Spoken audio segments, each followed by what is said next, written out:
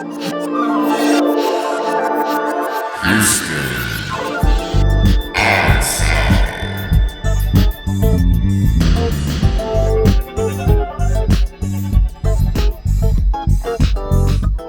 going on, everybody? Welcome to the Houston Ensemble podcast. We're on episode 26 right now. We've got a wonderful guest, kind of serendipitous actually, because I wanted to do something with Black Lives Matter Houston, and I didn't plan it at all, but we're actually doing it right at the beginning of Black History Month. So I thought that was a pretty cool idea, and we have on with us today Brandon Mack. He is a leader of Black Lives Matter Houston, and he was gracious enough to reach back to me and oblige us for a podcast. So Brandon, thank you for coming today. Thank you so much for having me here today.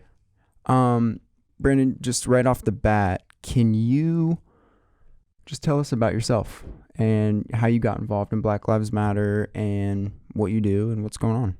Sure. So I've been involved in activism for the past 15 years and specifically been involved in Black Lives Matter Houston since we were founded in 2013. My best friend is the founder of Black Lives Matter Houston, Ashton P. Woods. And the reason for why Black Lives Matter Houston was started was due largely in response to Mike Brown and what was going on in Ferguson. Mm-hmm. We were concerned about the fact that there was a need for a Black Lives Matter chapter here in Houston. And so together with Candace Weber, Chris Malone, Deanna Adams, the five of us collectively formed Black Lives Matter Houston, and we've been in existence ever since. We are about the uplift of the Black community here in Houston. We do that through activism as well as providing mutual aid. We've done responses to Harvey, as well as to the coronavirus, as well as advocating against police brutality and calling for government accountability. And we also work on legislative acts such as the Sandra Bland Act. We're also helping on the George Floyd Act here in Texas. And so what we are about is making sure that we have racial equity across Houston, but also across the world. That's nice. And let's just get right into it. Are you tired of the government trying to calcify your pineal gland and turn you into nothing more than a working zombie? Look no further, because the Houston Ensemble has now been sponsored by the amazing Epic Water Filters. Tell us what they do, Armin. Epic Water Filter is the only true filtration system you need. All these other filtration systems skip out on so many terrible chemicals and minerals that are still in your water and that you should not be drinking. Fluoride, chromium, lead, all these other things that you do not want in your water. We've got water bottles with filters on them. We've got home installation filters. We've even got pitchers. Right now, you can get 20% off any of these items on epicwaterfilters.com if you use our discount code Houston Ensemble, all lowercase, one word. That's Houston Ensemble, lowercase, one word, for 20% off your Epic Water Filter. Like right off the bat, if you could tell the people, what do you want to achieve? What is the George Floyd Act? What are the tenets of the act, and what is that all about? Sure. So as we all know, last year, George Floyd, who was a native of Houston, was unfortunately murdered by the police. He was murdered using an illegal chokehold. So what the George Floyd Act intends is to bring about greater police accountability through the elimination of the use of illegal chokeholds. It would restrict qualified immunity, which gives police officers immunity from lawsuits, and would call for greater accountability. It would also institute more training as a step towards police being held more accountable and to have to educate themselves on interactions with people of color. And so there's some of the central tenets of the act. Mm-hmm. It would strengthen the currently existing Sandra Bland law by once again putting in those restrictions on chokeholds and on qualified immunity. And so we're just trying to put in greater accountability measures, because currently what often happens is when acts like this are proposed, police officers' unions will use their authority to then lessen those types of measures so they don't have as many accountability measures, which would then give them more power to act negatively towards people of color and for acts that happened to George Floyd and others to continue to persist. Do you think that justice was served in the George Floyd case? Not at all. I think that we have to be very clear what happened in that situation. Mm-hmm. That was a murder. Yeah, I agree. Many people, and I had a conversation with someone on another podcast where they had a member of a police officers union who did not want to even call it an illegal chokehold, and I'm like, no, we're gonna call it what it is because The knee. yeah, the knee on his neck. We're going to call it what it is because when you don't call things what they are, it gives people the license and ability to then mishandle and to be untruthful, which then leads them to be able to perpetuate these same negative actions. So what was done to George Floyd was a murder. The fact that the police officers have been charged is a good step, but what we're still waiting to see is, are they going to go through a full prosecution? Because as we saw with Breonna Taylor, nothing really happened to the officers in her case. The charge that the officers did get weren't for shooting her. It was for shooting bullets into the apartment next to her. So we continue to see a fundamental problem of devaluation of Black life, not only here in Houston, not only in Texas, not only in the United States, but anti-Blackness and the devaluation of Black people is a worldwide problem. So that's the reason for why it is important that we do hold people accountable and that we do actually see justice being done. Agreed. Do you think that I feel like that problem of, just occurrences with the police, violence, unnecessary death kind of happens a lot in general. And it happens to all people, I would say. Are you familiar with a Tony Timpa?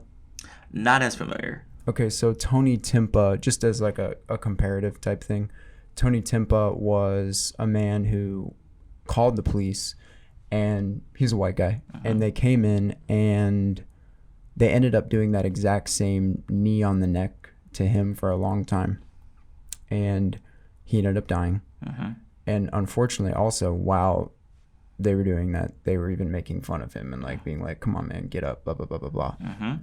What's even crazier is that they were not charged at all. And so I think about the George Floyd thing, and then I think about something like that, and you don't know who Tony Timpa is, which is interesting because I don't think many people do. You'd actually have to go and look about it. And what I'm worried about is that, or maybe being like one-dimensional about it, where it's like, I feel like the police need a lot more training in general. They need more rigorous training. They need to be vetted even a little bit more. And if they have some crazy biases, like Derek Chauvin, I feel like there was something, maybe he was into a white supremacy thing. I'm not really sure. But I'm seeing it all over. Do you think that George Floyd should be the poster child of this? Well, that's the thing, is that there really isn't a poster child for any of this. This is a systemic problem, meaning that this has been a problem that has not only persisted just last year, but for hundreds of years. So that's the reason for why, even though there are these one-off cases where there are individuals who are Caucasian, other races where this happens, yes, they are similar, but the problem is that this has consistently happened towards Black people for over hundreds of years. And what we also have to be cognizant of the fact is, how did policing start, and how is that relationship between policing and Black people has been for the duration of policing in the United States? Because I always have to remind people that when policing was started, they were the early slave catchers.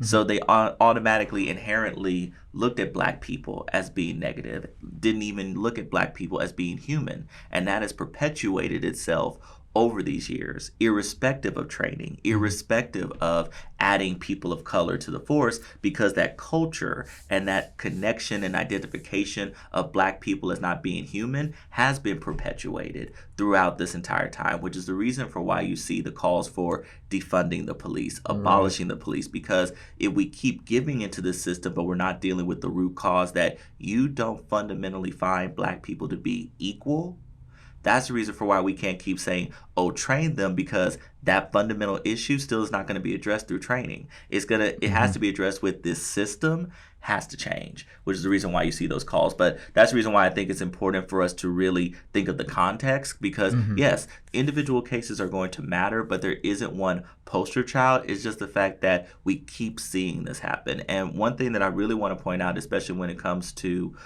George Floyd and why that particular situation was amplified the way that it was, is because of the fact we already saw a very similar case like that with Eric Garner, who was in New York City, who literally it was related to cigarettes, related to a convenience store. He also said he couldn't breathe, another illegal chokehold being used, video being seen, and calls for police accountability. And there were these thoughts that, oh, we're going to have Obama's 21 century police task force. We're going to have new training. We're going to have new measures of police accountability. And 4 years later, here we are once again with this same issue. So that's the reason why I think you're seeing the amplification that you saw, was because it was so similar, and yet no amount of training seemed to have gone into preventing what we saw in Minneapolis. So with what you're saying there, would you say that all police, and I'm just going off based on what you said, would you say that all police are inherently racist?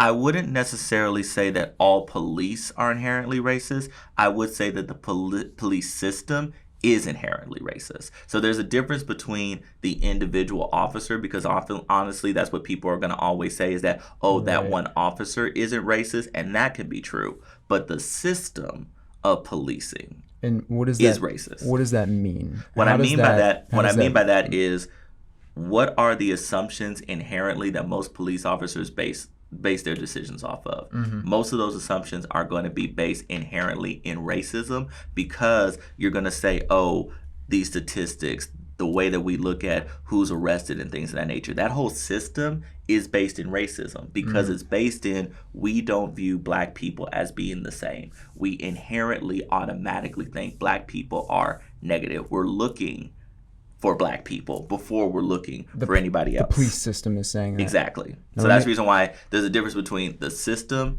and individual officers. But there are going to be those officers who do carry out racism and who have racist beliefs, but then you're now giving them a weapon, and you're giving them a system that's already racist that enables them to do what it is that they do.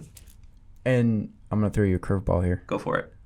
My mom, and you might not be able to tell by my skin color, is black, stepmom, and gay, and a police officer. Right on. In Cincinnati, Ohio.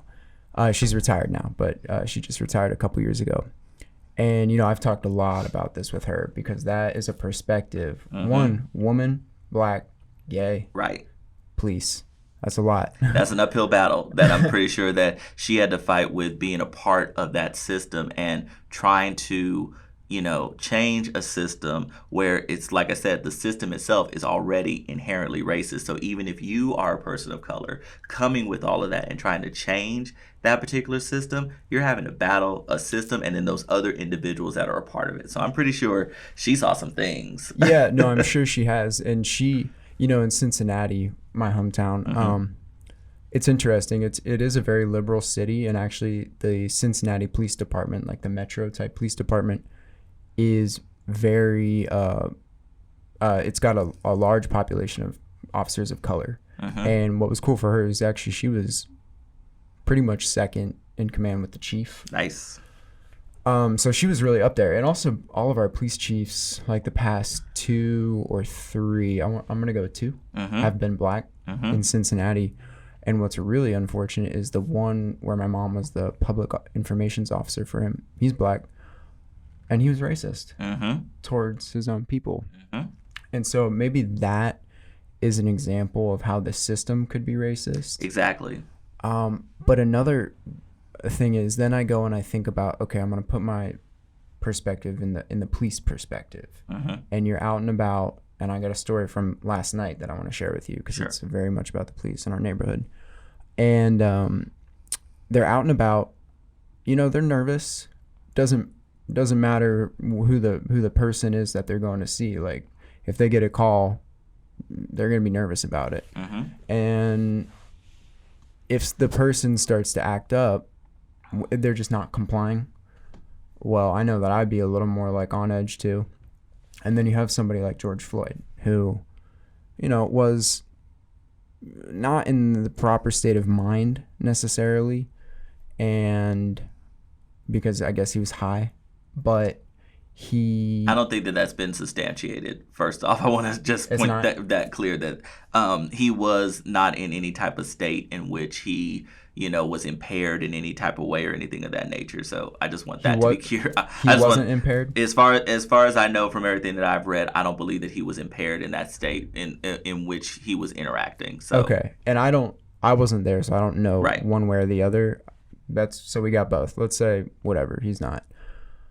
The problem is then, okay, he's big and he's not complying and he's not getting in. Now, that is no excuse to put a chokehold on somebody and kill them. Mm-hmm. Not one bit. But at what point are you like, well, what do we do? What do you think we do in that situation where they don't comply? And George Floyd is just one example. Right. 1 million people, white, black, Mexican, Chinese, not many Chinese people are dealing with the cops. But, they're not complying, and there are repercussions for that. Well, here's the thing, is that the onus is always put on people to be the ones who are supposed to comply. Where's the onus going to be put on police officers to come up with better ways of engaging with people? Because it always starts off with, how are they engaging with people, right? Mm-hmm. Because it is easier, I think, for you to comply when you come at it from a place of respect rather than an automatically elevated position. Because I always find it interesting that cops always talk about, we're trained in de-escalation. Well, the situation's not equal when we come into contact with people. You're coming into a situation where you have a weapon, you have the law behind you. So you have a position of authority that's very different than the person that you're interacting with. So you expect them to automatically yield to you, and yet you're acting in an elevated position depending on any number of things. So it always depends on the circumstance, but at the same time, I always find it interesting that the paradigm is we're always expected to be the ones who come at it as being, you need to go ahead and just de-escalate and comply, when why isn't it that the police are not always coming at it with a respectful way? Now, granted, it's going to depend on the particular situation, but at the same time, I think that that's one of the problems, is that you're always putting the onus on people to be the ones, whereas cops can come into the situation and elevate the situation, and it's just trying to be at an equal footing so that we all can resolve the situation. And they do definitely make mistakes and elevate the situation unnecessarily sometimes. But I would say if we are living, I feel like we just have to, and I'm not over here being like, I get nervous when the police are around. Even when my guitar, all my gear was stolen one time, and we actually found the person who stole it, and we're trying to get it back. Then we called the police. Actually, he called the police on us. And by the way, it's on video, so it wasn't a conjecture or anything like that. They were kind of intense on us. And I'm like, whoa. Right. That was my stuff that was stolen. He took it. It's on video right here. But I do feel like if we're living in a society that needs a police force, then we do have to concede that the citizen that's being dealt with by the police is the one who does have to step down and comply. But I would also say we need to also reevaluate our need for police. And in what instances do we need police? Because we don't need police in every single instance. Because in all honesty, police don't necessarily prevent crimes. Oftentimes their job is to come and basically collect that information, and that's it. Right. So that's the other thing that I think that we also need to challenge ourselves in thinking about, is why do we feel the need for police, and in what ways do we need to utilize police? Because oftentimes, I always question this, is that when they say we're here to protect and serve, that is not necessarily the case, because it's like, who are you here to be in protect and service of? Because if you ask many black people, we're not the ones you're centering when you're thinking about protecting and serving. You're centering other people, or you're centering this property over my life. Yeah, and I would even go a little bit further than just saying not black people. I would probably say more low income. That too. And there's a high percentage of black people in low income, but it applies to everybody, especially in a city like Houston, where it's so big and it's the most diverse city. Now, I'm going to tell you the story from last night. So this is a low income area. We're low income. That's why we're here. but we got a great studio, and that's why we came here. We're sitting outside maybe like 1 a.m. last night, and we're just sitting on the porch, and we hear a little something, and we look down the street, a house and a half, and we realized that these 3 guys had gone up to this car that was parked there and broke the window. And they just did a little window bash thing. Immediately got in the car and drove off. I said, whoa, I'm going to move my car from the street to the driveway. I'm going to my car, and then I see lights coming down the street again. And I'm like, whoa, is that the same car? And it was the same car, and they were circling back again. And I'm in my car. I pull into the driveway. Thankfully, I've got my piece on me, so we're not worried about it. But I'm pulling in, and they pulled just past our driveway a little bit, to maybe a couple cars down. And they just sit there. And thankfully, Armin came back outside to just kind of watch. Right. And they just sat there. And then they left once we were just standing there kind of watching. And then moments later, and I'm not saying it was them, but moments later we heard gunshots right around the corner. And so we're like, well, what do we do? And they're like, well, he got everything on the car, so let's call the police. Call it into the area. We just witnessed a robbery. We heard gunshots. We need police in the area to patrol, especially because we're right next to this club, which is bumping every night. So that was an instance last night where I was like, okay, that makes me feel better about having police in the area. What do you say to that? So the things that I would say to that is, in that particular instance, what I'm immediately thinking of is a lot of the other systemic issues that surround what occurred. So I'm thinking of like why they're robbing. So first off, the why they're robbing is that from a place of lack, and how do we address lack? Because oftentimes that is what happens when people engage in criminal behavior or perceive criminal behavior, is because of the fact that they're having to solve something related to lack. So is that because this individual does not have access to education, which then doesn't give them access to jobs to where they feel that they have to steal? Is this because of a fact that they are, so I will deal with that first. But what the other thing is that I would think of is, you know, if cops were patrolling in the area, what could they do in that particular situation? You know, maybe it could prevent them from in terms of engaging in that particular behavior. But for me, the thing is that is one instance in which case they're doing their quote unquote job of protecting property, which could have prevented it. But at the same time, we got to deal with the root causes that lead to people engaging in criminal acts, and that's often where I feel like we mess up. As a society, is that we don't deal with that. Instead, what we automatically want to do is be reactive to the situation, which is then lock them up. And then you're just perpetuating the cycle, because then once they're locked up, they have a criminal record. They're not able to get a job. They now feel even more of a sense of loss, and now they're going to engage in recidivism. So why are we not doing things to where we can improve our society to where people don't feel the need that their automaticness is to go and rob somebody? I agree with that. I'll say one thing and then you say it. The only thing I say to that is we want to be careful that we're not essentially giving them an exemption to rob people because they are in a hard situation. I don't think it's an exemption, though. What I think it is once again, why are we not addressing the root causes of the situations that lead people to robbing? It's not an exemption.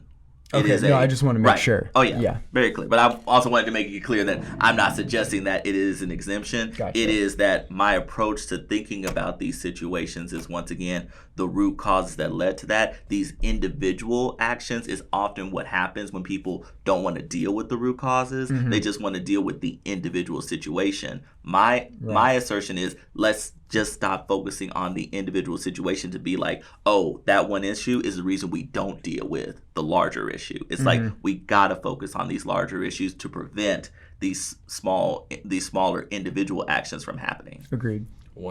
So I've got a lot to say. Go for it. But I'm gonna start out kind of simpler. So first of all, my question is, can we do both? Because the thing is, we're standing outside, we're watching these guys break into cars, and presumably they might be armed, presumably whatever. We don't know anything.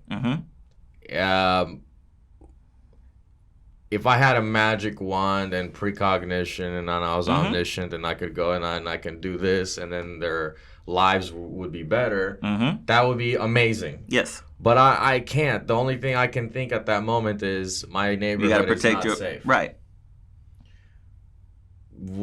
Can I call the cops in that situation? Whether or not you choose to call the cops is not for me to say.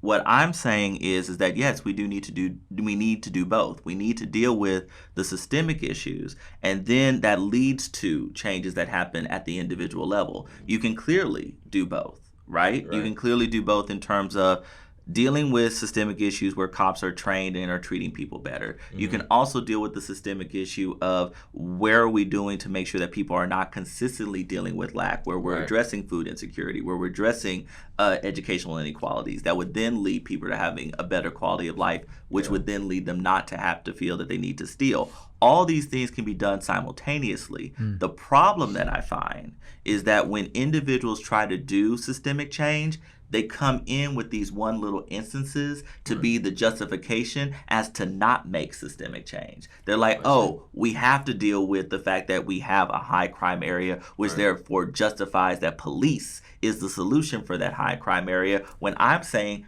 does it have to always be police as being your go-to? It doesn't always have to be police as your go-to. Oh, yeah. It can be, let's deal with some of these issues while at the same time protecting ourselves and protecting the situation, but also building a better compassionate society that would lead to us not doing that. And then on top of that, if that one actor, don't know the race and ethnicity of who that was, but also the treatment of the way that people are treated in this criminal justice system, that person could easily, be someone who's perpetually doing this, but because of the color of their skin, they're not getting punished at the same way that someone else would if they did a one-time thing and then they're locked up for the rest of their lives. Whereas this person, judge is like, oh, you poor person here who is from a very privileged situation. Oh, you just did it one time? Cool. I'm going to let you off because you have this privilege and power, and I don't believe that you're going to do this over again, when in reality, they're the ones who constantly are doing acts like that. But then that's the reason why I'm like, there's so many of these inequities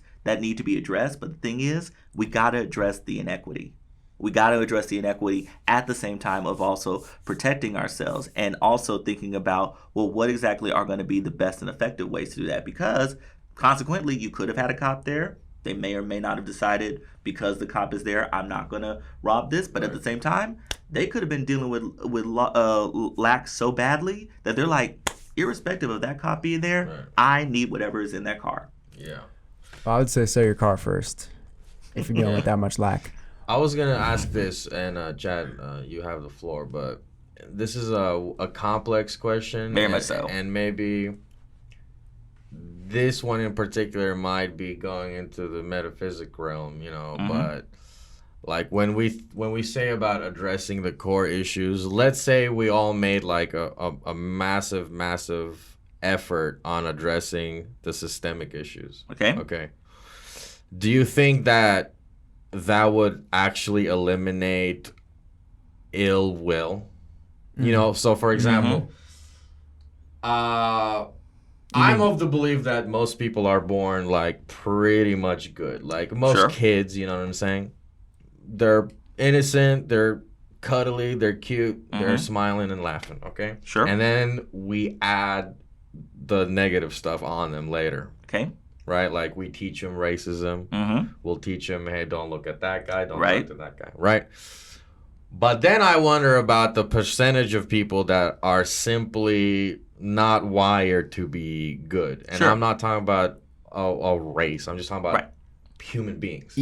Or you can even have a biological problem that will create precisely. Neurological, a violent thing. Could be something Could be something related to mental illness and things of that nature. Right, exactly. So I guess, can we create a world where we don't need law enforcement? Yes. Okay.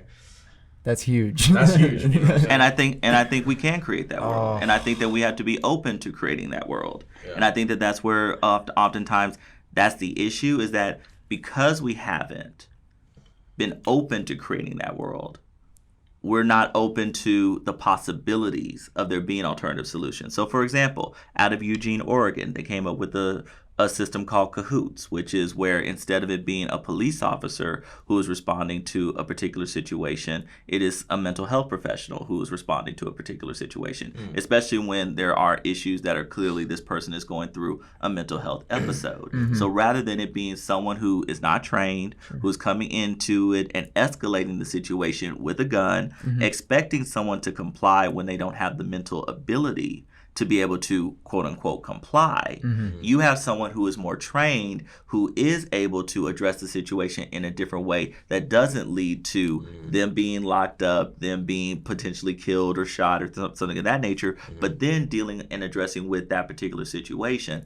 That's one of the ways in which you can reimagine how do we address these situations where it doesn't involve law enforcement, but does involve an intervention or someone coming in and handling the situation in a very different way. So that's the reason for why I say that if we want to create that world, we got to be open to those solutions that would enable that. Right now, oftentimes, I think people, because we have gotten so reinforced in thinking police is our only solution, we're not giving ourselves that space to think there's another way we could be addressing this. But with that idea of you saying that you think that we could have a world without police, that means that you're assuming that humans can obtain a level of altruism that would create a crime-free society. It's a possibility. And I want that 100%, 100%. But also at the same time, the word police is also the thing. It could be another solution, right? It's not necessarily okay. So you're thinking about renaming it. Exactly. Not necessarily renaming it. It would be renaming it and also it being a different system, thing. Right? So that's the reason why I'm just saying police as we currently know it, not the solution. Do we have an something example of a mental health professional or a de-escalation tactician or strategist actually coming in lieu of the police and de-escalating a situation? Do we have an example of that? As I mentioned, that particular program that I mentioned that's being operated out of Eugene, Oregon, is also being implemented in other areas. So I would say definitely look into that. Social workers can kind of be an example of that, and I'm all on board with that. I think that is a really important thing where, there are instances where the police don't have to come, and actually for example, domestic violence calls are actually the most dangerous thing for police officers to go into. My mom's really good friends were called to a domestic violence thing, and two big guys, police officers, going in. There was violence between the couple. They walked into the house. The guy was hiding behind the door and shot both of them in the head. And so that, doesn't matter in that situation if it's police, if it's a social worker, if it's a whatever. That guy in that house at that time said, I'm going to kill my wife and I'm going to kill whoever's next and then I'm going to kill myself. And so unfortunately, when I'm thinking about this utopian future that we're talking about, I don't think it's actually possible because we do have people in our society that act like that. And, there's a great story regarding the biological deficits for some people. It's in this book by Sam Harris, talking about biological determinism, aka like knowing what actions somebody's going to take before they take it. Actually, sorry, wrong book. That's a cool thing. But this one is Robert Sapolsky, all about human biology, why we do what we do, but they're related books.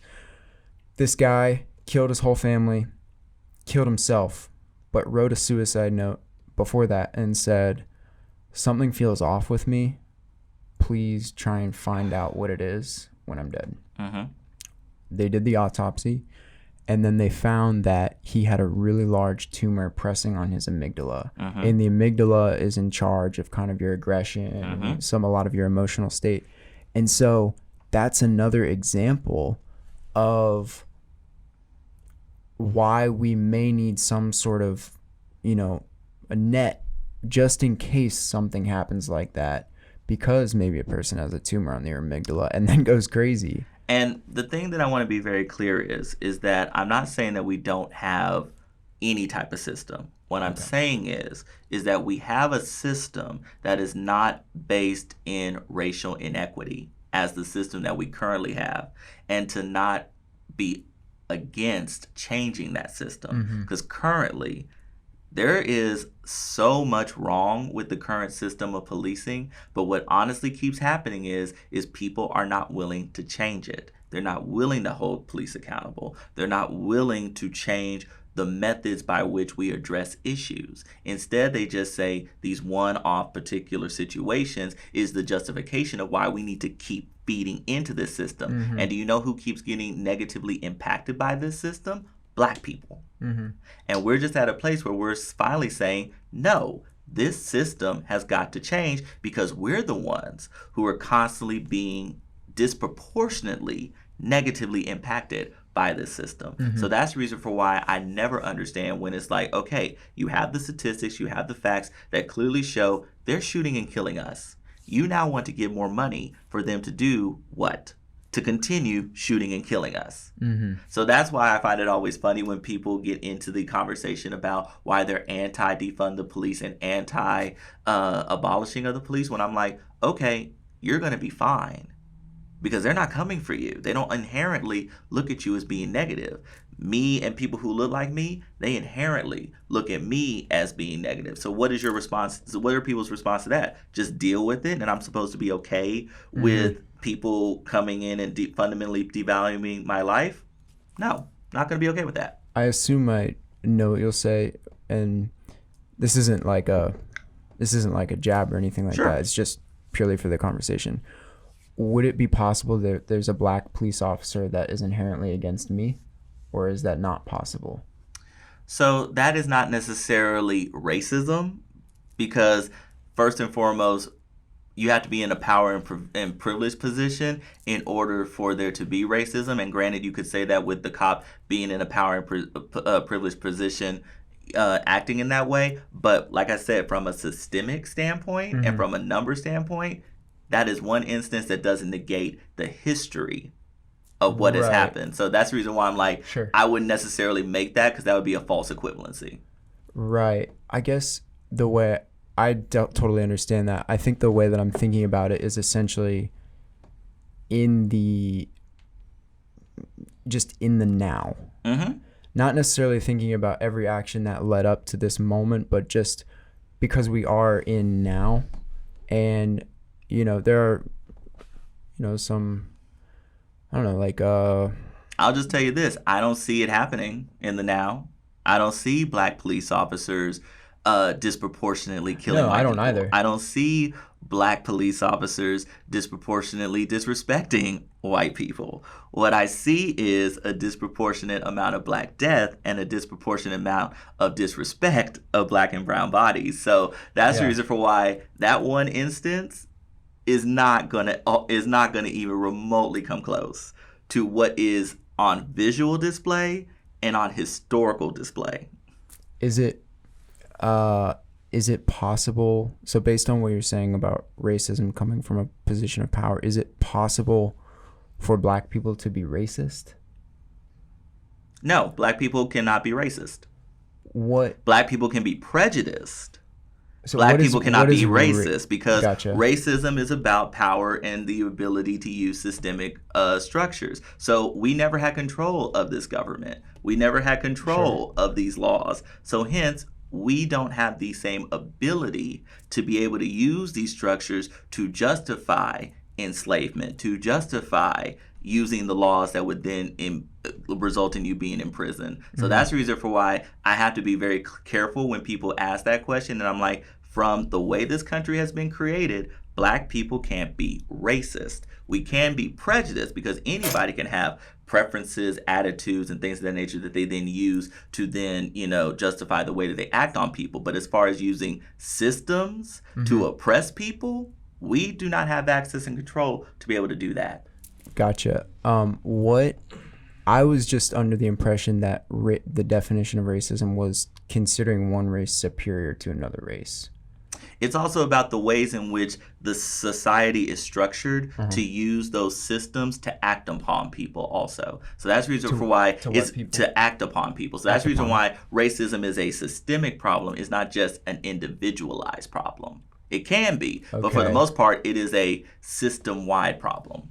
Okay. I think or a societal problem. I think people that would be listening would have questions because it's hard, because I don't think that opinion is universally held.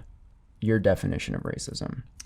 I would venture for them to I'm sure a lot of people think that. And I would venture them, and once again, everyone's going to have different opinions and things of that nature, a lot of times just to justify what their particular positions are, and people are welcome to think that I have that too. But if you go and look at sociological definitions related to racism, is going to be about a systemic issue and the ways in which systems operate within a society rather than it being solely individual actors.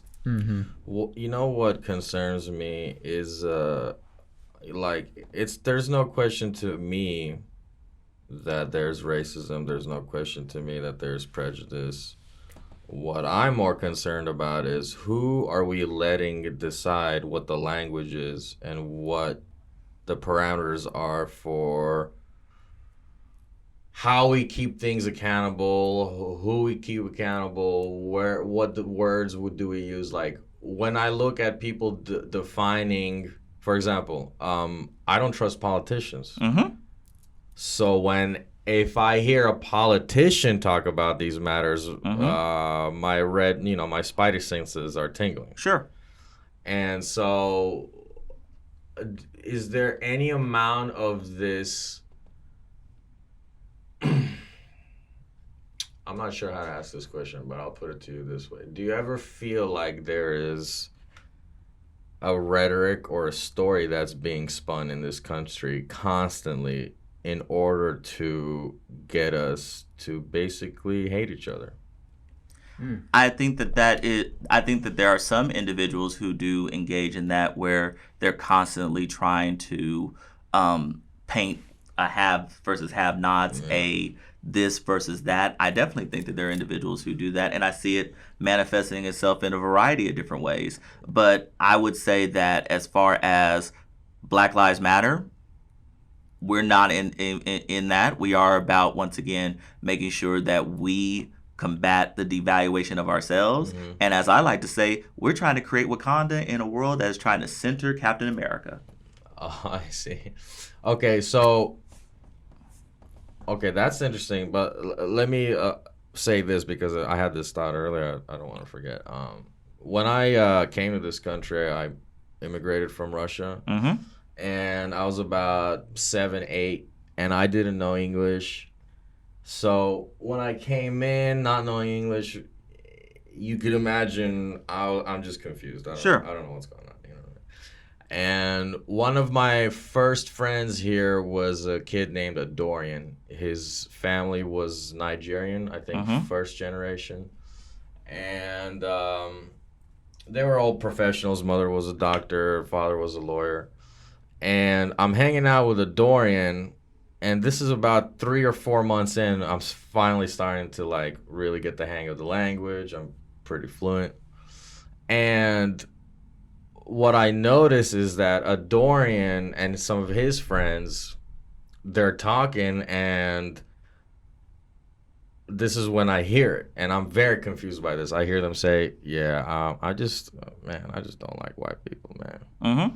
I just can't handle them, and these fucking honkies, these blah, blah, blah, blah, blah, and they're just going at it, and they're kids. And I don't even understand most of the words they're saying at the time. Later on, I remember, and I'm like, oh, that's what they were talking about, that. And then later on, I met some of them, and this isn't Dorian saying that. Dorian was a really great kid. It's these some other kids that I think were being vetted by gangs at the time. Later on, I come to find out one of those kids passed away recently. Were they Nigerian or were they American? No, the Nigerian. I mean, those are just Dorian's parents. I was just saying for background. Oh, okay. But whatever the case may be, the point I'm trying to make is, it is at that point that I realized that for some reason there's a me versus them here that I didn't even realize there was, and then from that point onwards, I became more and more aware that the school at the time I was in, Askew Elementary, at the time was very, the demographic was pretty mixed, but there's definitely a lot of Latino and Black population in there as well. And so I'll tell you right now, I didn't feel safe anymore. I didn't feel like I had friends anymore, and I certainly didn't feel like I had any amount of leverage socially in that situation. And I thought, and I felt for the first time like I didn't have any friends here. These people are not on my side. And I had no idea what to do about it. So I guess, is that racism? Or is that still prejudice, and like where's the line here, I guess? So what I would say in that particular situation is that would be an example of dealing with prejudice, in the fact that they automatically had a belief about you that was based off of, their experiences, things of that nature, and they decided based off of that experience that I am not going to necessarily engage. What would be the racism is that the fact that those individuals who thought that, what are the systems that they're having to operate that they didn't create?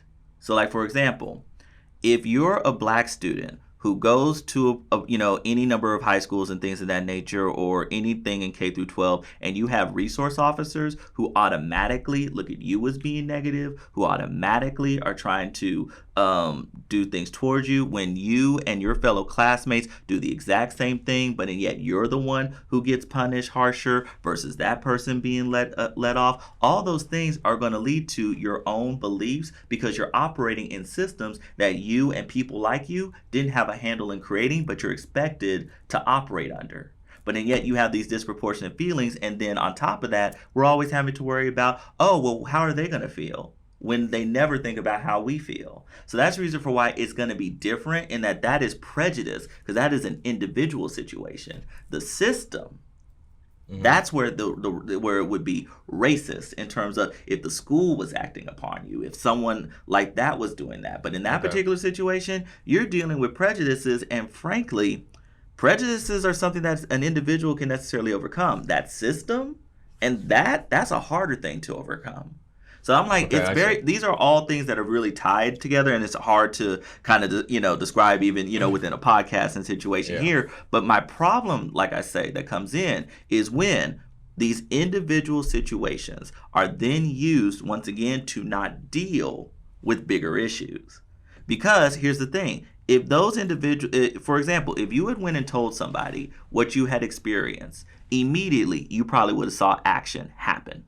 I'll tell you. Not necessarily. I'm just saying, for example, more than likely you would have saw action happen with respect to protecting you. If something had happened to those students, it more than likely, given just what I'm saying has happened in our society and the way generally things operate, it's less likely that things would have happened immediately protecting those people. That's the issue that I'm trying to address. That's the issue that I'm really wanting more people to focus on, is why is there always an immediacy that happens when it's like something's happening to white people, we need to immediately act. Something happens to Black people, oh, do we act or not? I hear you. And this is not a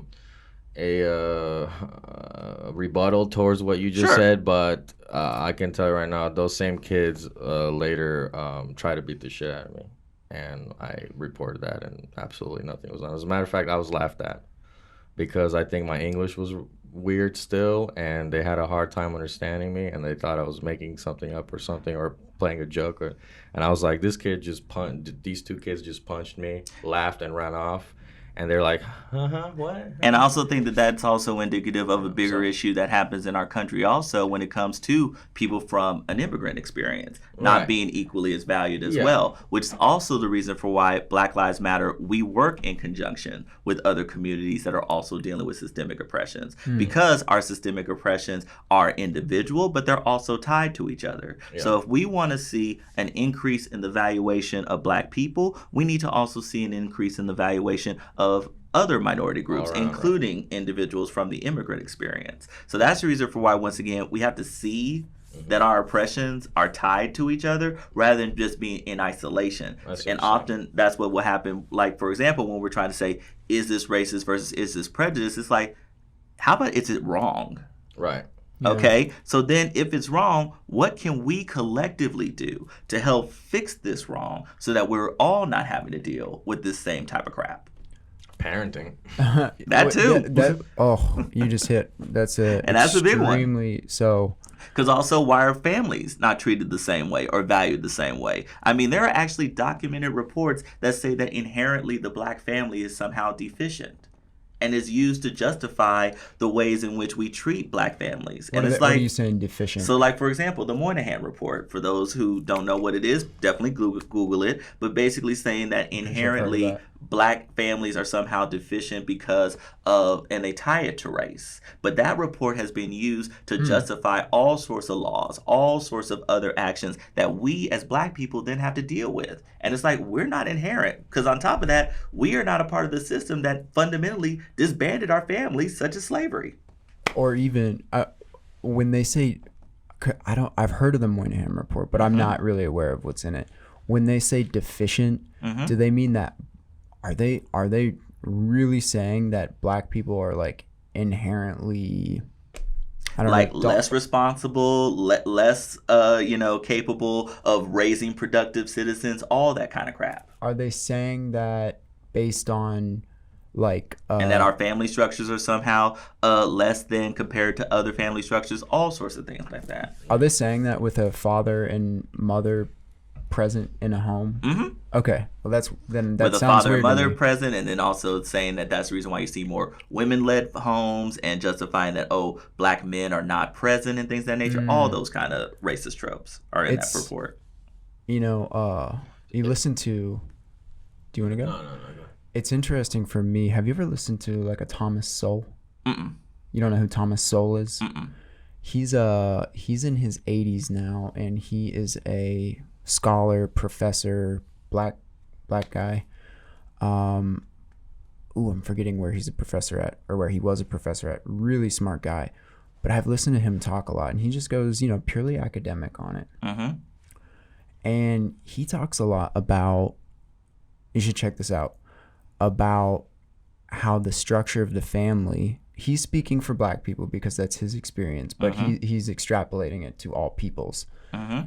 That the structure of the family is so important, and that the destruction of the home / family, especially in this modern era, like probably 60s onward, is when we really start to see that happen. Because let's go with pre-1970, pre-1960, the marriage rates among black people were the highest, actually. The black family had the best marriage rate.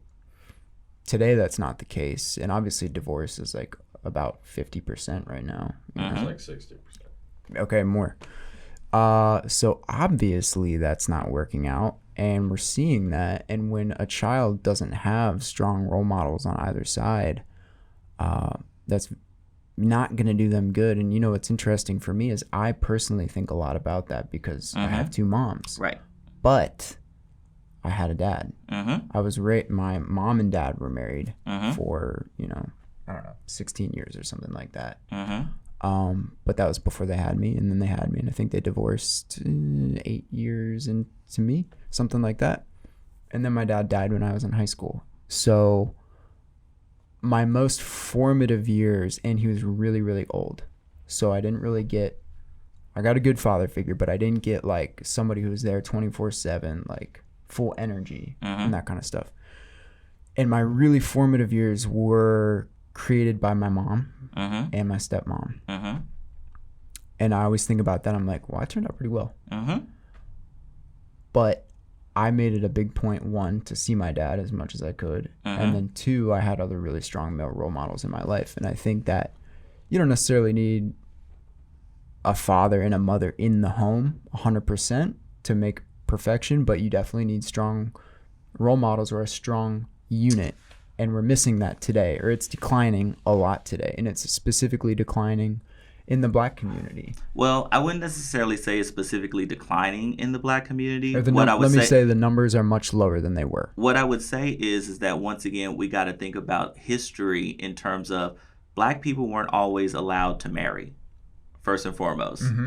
Black people weren't we're talking post 1970. Even then, there still have been barriers that have prevented us from engaging in marriages and then also having access to other things that would be able to sustain a family. So then you're dealing with educational inequalities, you're dealing with job inequalities, you're dealing with all these other things that help make it harder to be able to sustain a family, while on top of that being automatically viewed as negative, which then leads to criminalization, which then leads to all these other problems. That's the reason why all these things are tied together.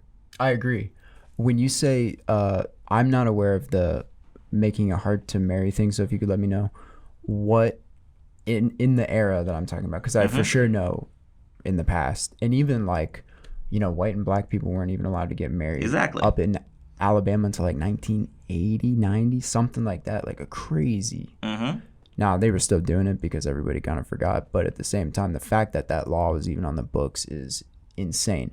What are you talking about when you're talking black people were hindered from marriage post like 1970? Even with what I'm talking about is all those things before then made it harder for the post 1970 marriages and things of that nature to happen. So what I'm saying is that you did see a boom in terms of that in the 60s because civil rights movements going on. That made, those things opened up doors in terms of giving people the access and ability to be able to get married. But also, you're asking people who have had a governmental structure be used against them to then trust it with the creation of families and things of that nature. What is being done to help inspire that? So that's what I'm saying is that, and like I said, this is a very hard thing to be able to contextualize because it's all connected. But that's the reason for why even when we're thinking about numbers and qualifications and things of that nature, it's not all equal. It's not all based on a thing to where you can make these equal comparisons. The only thing that I have to say to that is I'm still taking into account that the black marriage rate pre that era was the highest out of any race in America. So I don't necessarily understand that, but what somebody like Thomas Sowell is saying is that in this era, okay, now we're like post 1960,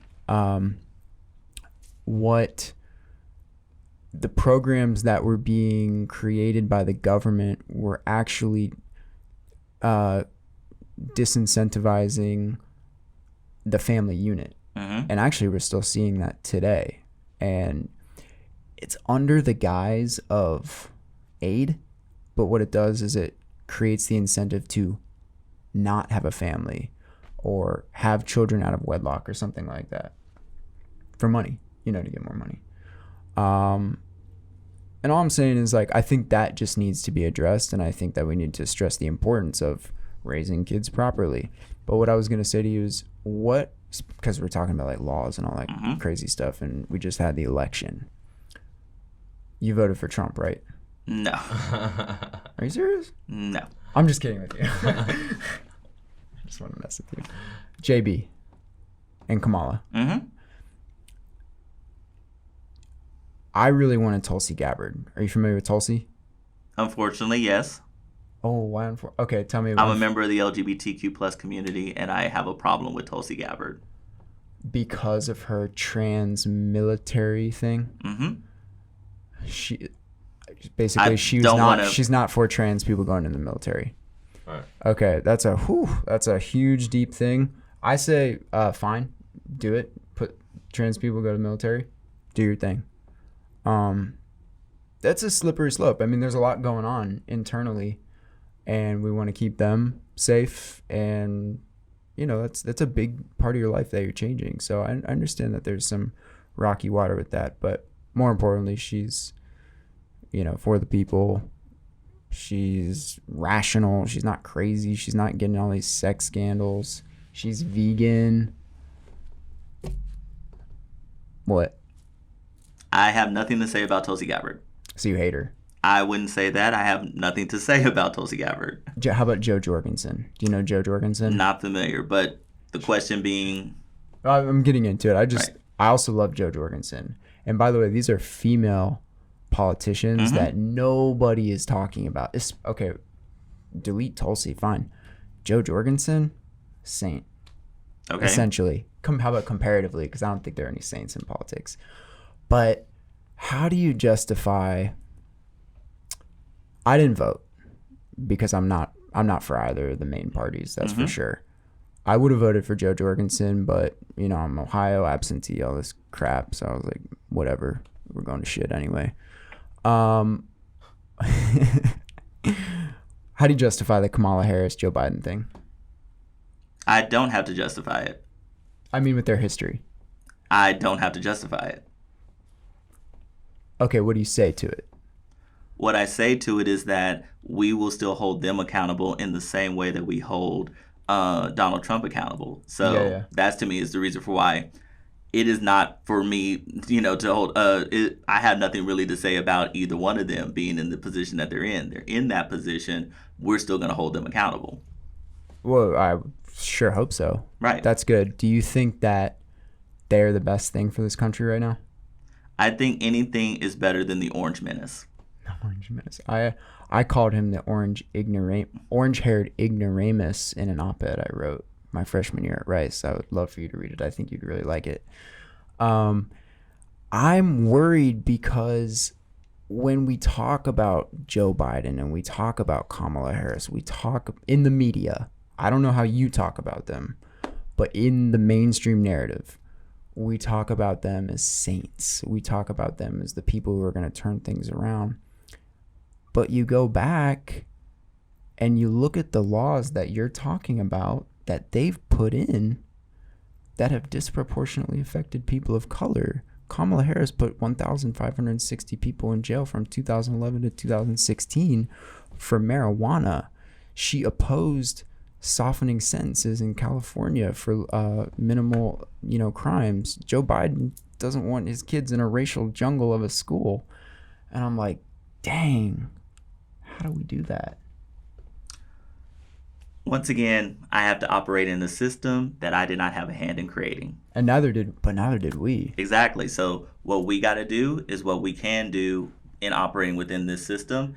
And frankly, at least they're giving more opportunities to be able to operate in a way that Trump was not giving any of those types of opportunities to operate, especially for black people. Now, what was this guy's name? Michael Lomax. Do you know Michael Lomax? Not familiar. Michael Lomax is the head of the United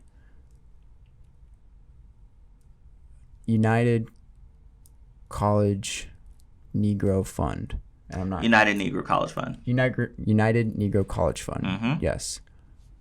One thing that was very interesting is that he sent out a personal thank you to Donald Trump because of Trump reinstating the HBCU 255 millions.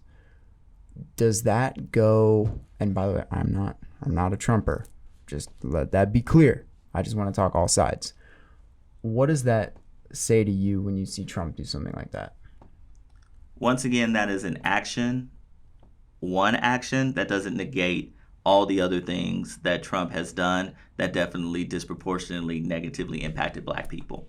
Well, we can talk about those. Do you want to? Yeah. Actually, I'm running out of time to be able to talk about it because we're already at 1:07. Oh, cool. I have another thing to do at 1:15. Oh, okay. Great. Well, I'm sorry about that. That's all good. I think we had a very interesting discussion today. Brandon, man, we are so happy you came. I appreciate you having this discussion.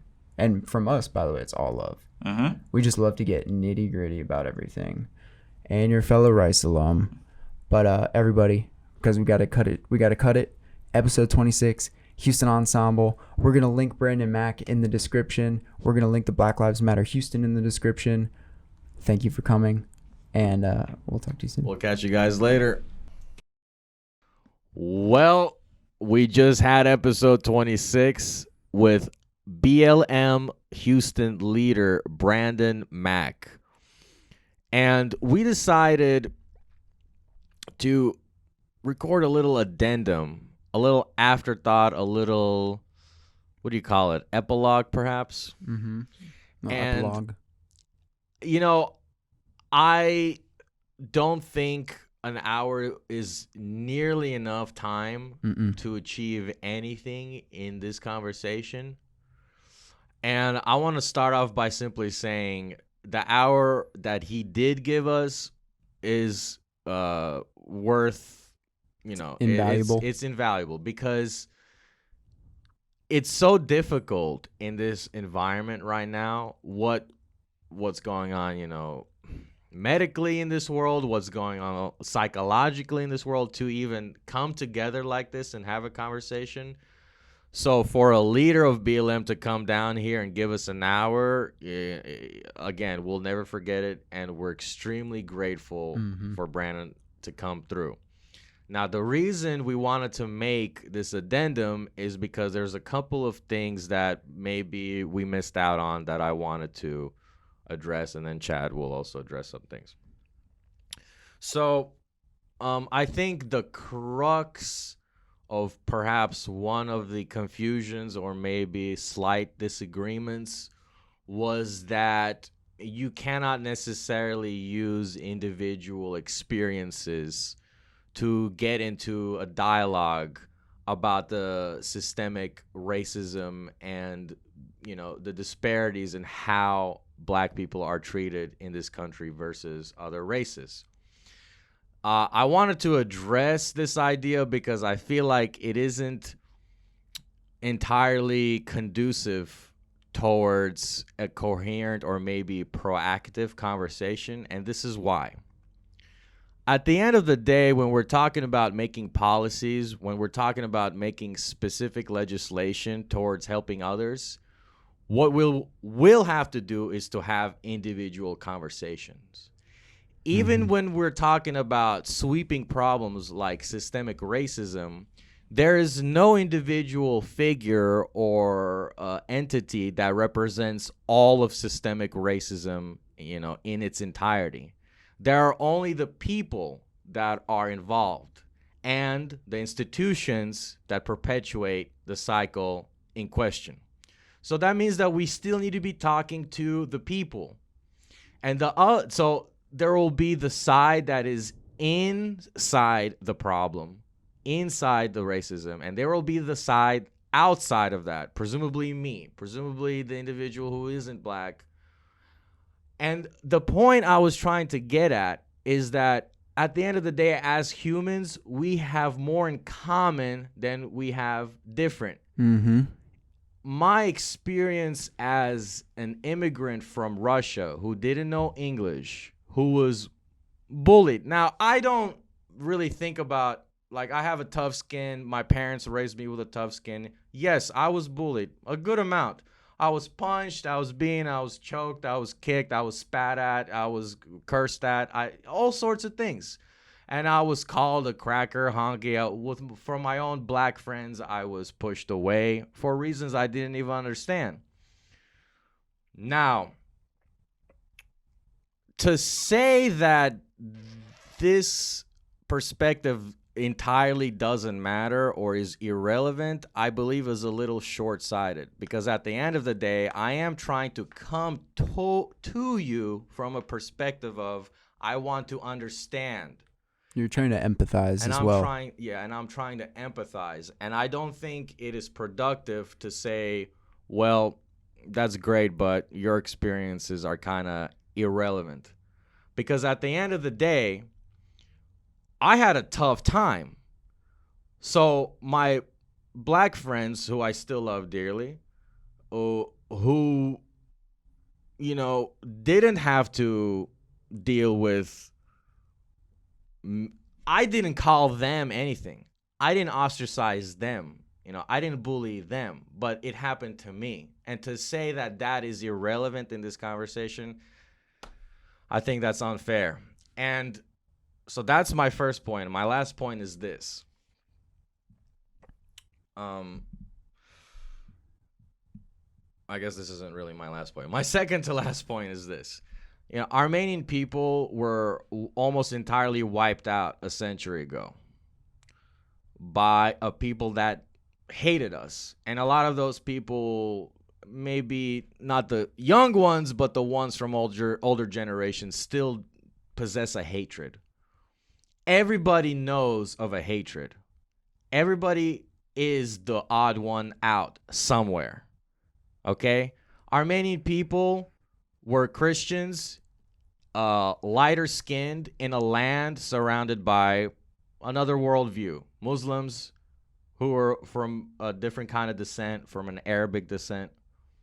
And that was a hatred that I went through. And you can go through all sorts of hatreds all around the world. And if we're really going to try to solve a problem like this, we must actually open up the dialogue completely, rather than insisting that this rhetoric is more serious than yours.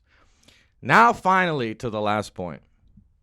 I think it's important that regardless of what organization you're in, that you do not create a dialogue full of jargon and full of exclusive words or words that are nebulous and difficult to define. So when you take, for example, slightly different situation, but Wall Street. When Wall Street creates a variety of jargon to describe simple arithmetic actions or arithmetic methods of making money, they're doing that to create exclusivity in their group so that you don't understand what's going on. There's no target for which to focus on and to understand the situation. And I think that a lot of organizations fall into this way of functioning. The language becomes nebulous, it becomes difficult to understand. And I think it's kind of, let me just wrap it up. For lack of a better word, it's, once again, not proactive towards the conversation. I don't know if you could seriously say that what I went through was not racist. And to call that simply prejudice, I think it's going into the realm of semantics, and I don't get the point of that. So what I want to say is that, the point of this podcast is actually to, in this episode, highlight Brandon's thoughts, highlight the thoughts / the ideologies of Black Lives Matter, and we're extremely sympathetic to that and agree with essentially everything that he said. I think when it becomes confusing when you have a person like me essentially just wanting to, like you said, open up the entire dialogue and essentially try to account for everything. I don't like to be one-sided about anything. That's why I like to say, okay, Joe Biden, he's doing this. Great. Donald Trump, he did this. That's nice. Donald Trump did this. That's horrible. Joe Biden did this. That's also horrible. But in our society today, it seems like we're not even allowed to talk about positive things that the mainstream narrative doesn't want talked about. Whether it's about Donald Trump, reinstating the $255 million to the HBCUs or something along those lines. It's definitely hard for me to get into the semantics, especially, what we brought about in the earlier part of the conversation about racism. I don't see that creates an unlevel playing field when we're having a dialogue, because why are we changing the definition of racism on the spot? Like I said earlier, the official definition of racism is the belief that race accounts for differences in human character or ability, and that a particular race is superior to others. Yeah. That's the general universal held definition. And if one person or a group of people is going around saying that this is racism and this isn't, or black people cannot be racist, as he said. Black people can be prejudiced, but they cannot be racist. Well, then we got to change the dictionary.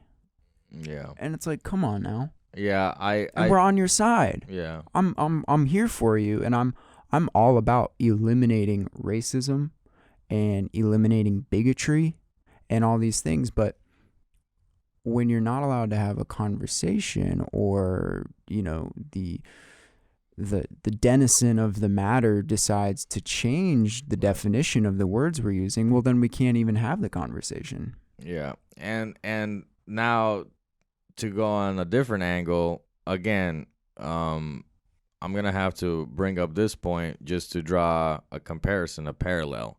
So 100 years ago, again, there was a genocide of the Armenian people. And as you can imagine, since then, the tensions have been hot. Armenians are still trying to get recognized by Turkey for doing that, because that would mean reparations, that would mean land given back to us, millions of dollars, etc., infrastructure being opened up, etc. So, and none of it was achieved. And so that creates resentment, right? But the problem with resentment is it puts you in a black hole. It puts you in an abyss. If you are in a state of resentment, and I'm just speaking for my Armenian people, you are actually putting yourself in a debilitated position. If you're angry, it's like, think about it like a relationship. Let's say you went through a bad relationship and you just you need it to be fair. You need that closure. You need them to give back this and give your $3,000 from that, and they still have your sweater and blah, blah, blah. At a certain point, that hatred seeps into the psychology of the people. I've seen it. Mm-hmm. I think you've told me about it, even with how your parents think about it. With how my parents think. My parents say some wacky stuff just because they're upset about what happened 100 years ago. And rightfully so. Wacky things, you know what I'm saying, that I would say are actually racist things, but towards the people in question in this conflict. The people who are killing their people. Right. So I'm just saying, like, you can't fight fire with fire. Mm-mm. You just can't do it. I know that. And look, it's really difficult, because how are you going to sit in front of your enemy and be nice, right? Mm-hmm. Or the guy you think is your enemy. But hey, guess what? You're going to have to do that. So at a certain point, the Armenians are going to have to look past it and just focus on themselves and lift themselves up. And then as a people, as a spirit, lift themselves up, and then they can actually achieve so much. Then the world will be like, hey, look at them being productive, proactive. And that tends to be the experience in general. When you're productive and you're proactive and you're not negative, all of a sudden that old relationship, it doesn't control your future anymore. All of a sudden there's fruitful things happening all around you. But if we center the dialogue around, no, you suck. Please remember, you suck. And I have it the worst. I don't think that hasn't worked for my people. And I'm thinking it's not going to really work out here. And to be perfectly honest, inherently as human beings, as citizens, I think we're very aware of that. Mm-hmm. We're very aware that it's not going to work. Yeah. And a lot of us are very aware that what we're facing, at least to a certain percent, is what I would call manufactured dissent, manufactured conflict. And I'm aware of these things because, guess what? Soviet Union control of language, Soviet Union control of ideology, of thoughts, that's a very recent phenomenon for me and my family. We remember it like it was yesterday. We know how the gradual control of language can all of a sudden drastically change the political and social dynamic of an entire country. And the Germans know this from World War II, not too long ago. And I'm just thinking that what's happening, unfortunately, is good efforts are being mixed in with malintent. Yeah. And it's getting really messy. And another thing is that the way that the narrative is being spun by the not spun. The way that the narrative is being put by the people today is it's essentially the citizens' fault for everything that is happening. It's everybody's personal fault, and to some extent it is. But what I think a lot of people maybe don't think, but I think it's what you and I think, is that unfortunately we really don't have a say. It's not whites versus blacks in America. It's not Mexicans versus blacks. It's the top versus the bottom. And it's the 1%ers versus everybody else, because they're going to do whatever it takes to get their money and their power. And yeah, a lot of them are white, no doubt about that. But there are also plenty of black people and other races as well. And of course, I know it's dominated by white people. I'm not saying it's not. But it's so much more clear to me that this isn't on an individual basis in general. This is from a top to bottom basis. And Armin and I love all people. And I think Brandon loves all people. And I think the majority of people love all people. I haven't met somebody who's like truly racist. Yeah, I've never met somebody personally who's truly racist or white supremacist. Yeah, we wouldn't even, like humor that circle, so we're not. Right. And if we did, we'd bring them on the podcast and we'd say tell us why you think this and why you think you're justified. We just want to have extremely open conversations because you're not allowed to do that today as much. It seems like you're not allowed to do that. No, you're not allowed to do that. What ends up happening instead is you get a downvote on a little virtual button and some virtual comment that's very angry, and then that's the end of that. And what the good does that do? So I hope that you guys at least like give us a chance and understand where we're coming from, because we're very serious about this.